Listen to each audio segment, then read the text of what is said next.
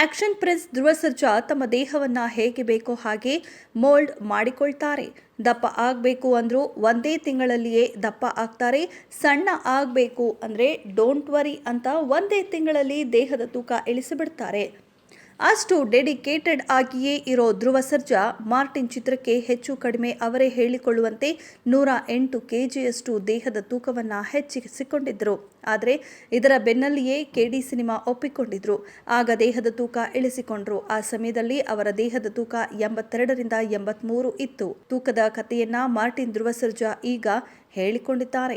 ಧ್ರುವ ಸರ್ಜಾ ಪ್ರತಿ ಪಾತ್ರಕ್ಕೂ ಮೋಲ್ಡ್ ಆಗ್ತಾರೆ. ದೇಹವನ್ನ ಹೇಗೆ ಬೇಕೋ ಹಾಗೆ ಬದಲಿಸಿಕೊಳ್ತಾರೆ. ಆದರೆ ಇದರಲ್ಲಿ ಹೆಚ್ಚು ಕಷ್ಟ ಅನಿಸೋದೇ ಯಾವುದು? ಈ ಪ್ರಶ್ನೆಗೆ ಸ್ವತಃ ಧ್ರುವ ಸರ್ಜಾ ಉತ್ತರ ಕೊಟ್ಟಿದ್ದಾರೆ. ದೇಹದ ತೂಕ ಹೆಚ್ಚಿಸಿಕೊಳ್ಳೋದು ತುಂಬಾನೇ ಸುಲಭ ನೋಡಿ, ಆದರೆ ದೇಹದ ತೂಕ ಇಳಿಸಿಕೊಳ್ಳೋದೇ ಕಷ್ಟ. ಇದು ಅಷ್ಟು ಸುಲಭದ ಕೆಲಸ ಅಲ್ವೇ ಅಲ್ಲ. ಆದರೂ ಸಿನಿಮಾ ಅಂದಮೇಲೆ ಇದನ್ನು ಮಾಡಲೇಬೇಕಾಗತ್ತೆ.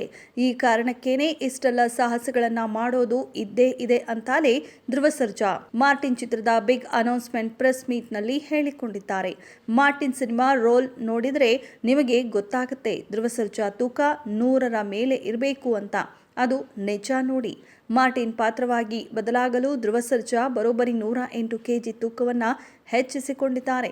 ಇದರ ಬೆನ್ನಲ್ಲಿಯೇ ಕೆಡಿ ಸಿನಿಮಾ ಒಪ್ಪಿಕೊಂಡ ಮೇಲೆ ಮತ್ತೊಂದಷ್ಟು ಬದಲಾವಣೆ ಅಗತ್ಯ ಇತ್ತು ನೋಡಿ. ಹಾಗಾಗಿಯೇ ದೇಹದ ತೂಕವನ್ನು 108ರಿಂದ 82 ಕೆಜಿಗೆ ಇಳಿಸೋ ಚಾಲೆಂಜ್ ಫೇಸ್ ಮಾಡಿದ್ದಾರೆ. ಸಿನಿಮಾ ಅಲ್ವೇ, ಮಾಡಲೇಬೇಕು ಅಂತ ದೇಹದ ತೂಕ ಇಳಿಸಿಕೊಂಡಿದ್ದಾರೆ.